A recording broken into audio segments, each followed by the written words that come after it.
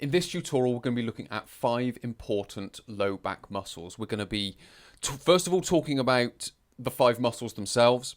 We'll look at why they're important.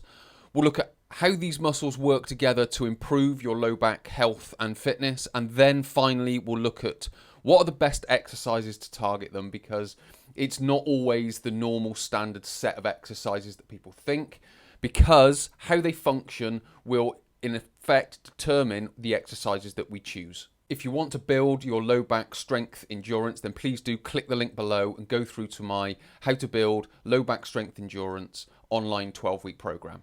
The first 2 important muscles you can see on here, iliocostalis, longissimus. So we've basically got these 2 muscles here. So these are the main 2. Now, what you may be thinking is obviously the lower back is this sort of area, and these muscles go up into the mid-back. So some people may consider them to be sort of mid-back muscles. But what we have to understand is essentially their lever. Now, they are joining into what's called the thoracolumbar fascia down here. Now, these muscles here anchor onto the ribs and give the low back stability. So this is why these muscles are important, because of the anchor onto the ribs. So when they contract, they pull on the thoracolumbar fascia and essentially tighten and stabilize the lumbar vertebra in place.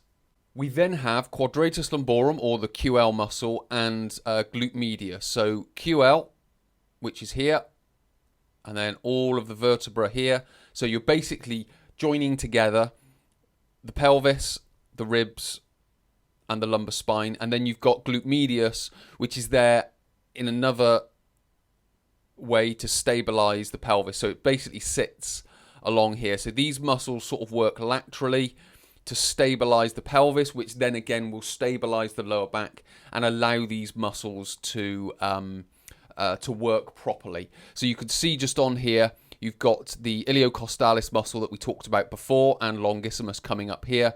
You've got the thoracolumbar fascia coming down through here, again joining into the lumbar vertebra. So what you can start to see now is a picture of how these muscles are going to work together, because we've got the QL, which isn't necessarily like a bicep, so it doesn't it's not most effective when it contracts and relax, which then in some respects eliminates a certain exercise.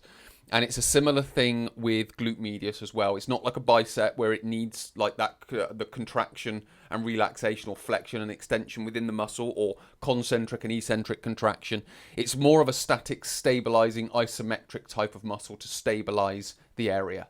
The final one is lat dorsi, or latissimus dorsi. Now, as you can see here, it comes from essentially the armpit, let's say, all the way down again into the thoracolumbar fascia, which sits on the inside of the pelvis here. And what again it's doing is it's again, when it pulls tight here, it's pulling tight on the thoracolumbar fascia, which is again stabilizing the lower back. So what we're essentially doing when we build strength endurance within these 5 muscles, what we're essentially doing is we're giving the body ability to stabilize the lower back over a period of time, which is what the strength endurance is all about. So when you do the 12-week program, that's what you're working on, your ability to stabilize the area, keep it fit, keep it healthy. So how do these muscles work together to improve? Well, as I've mentioned so far, it's about your ability to hold the lumbar spine in place. So I've got this little diagram here. Now, if you can imagine, instead of those muscles joining onto the vertebra like this, let's just say there was a point here in which they joined. And as I've mentioned, they sort of join onto each of the lumbar vertebra, or certainly the QL does anyway. But then you've got the thoracolumbar fascia, iliocostalis.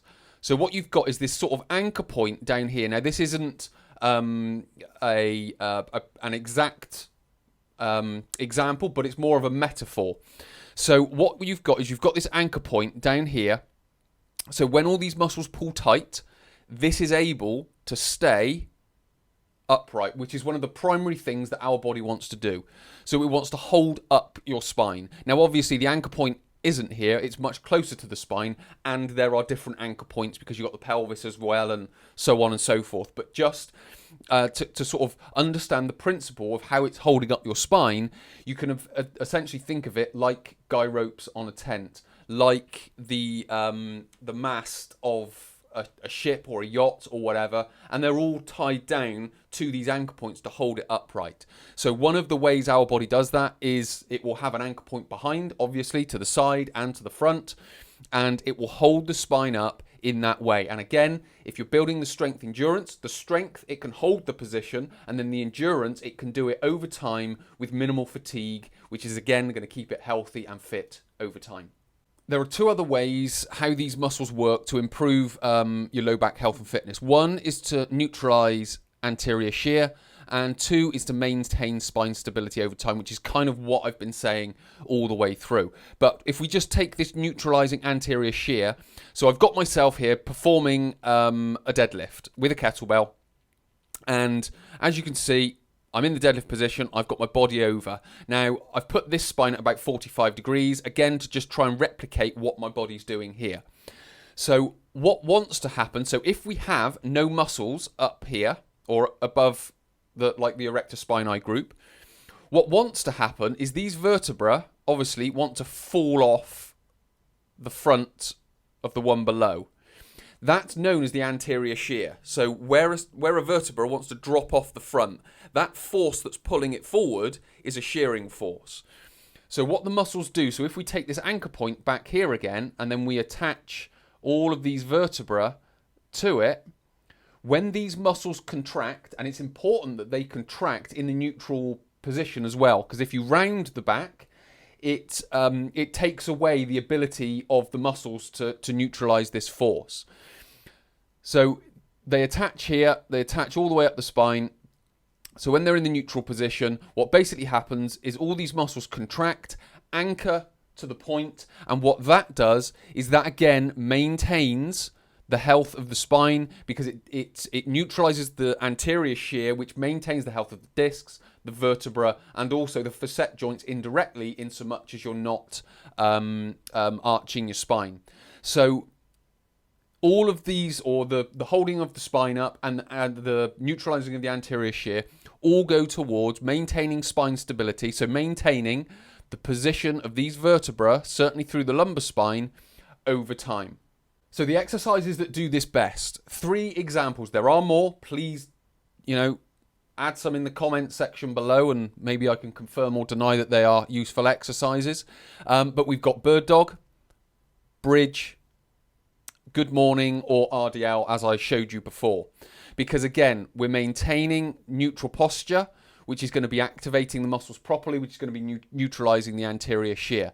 If I've got my arm lifted up here, I'm going to be activating these muscles of the mid-back, iliocostalis longissimus, which is then going to be stabilizing in the low back. So it's not about doing your back extensions and your side bends and things like that, because these exercises aren't going to be as effective as exercises like these.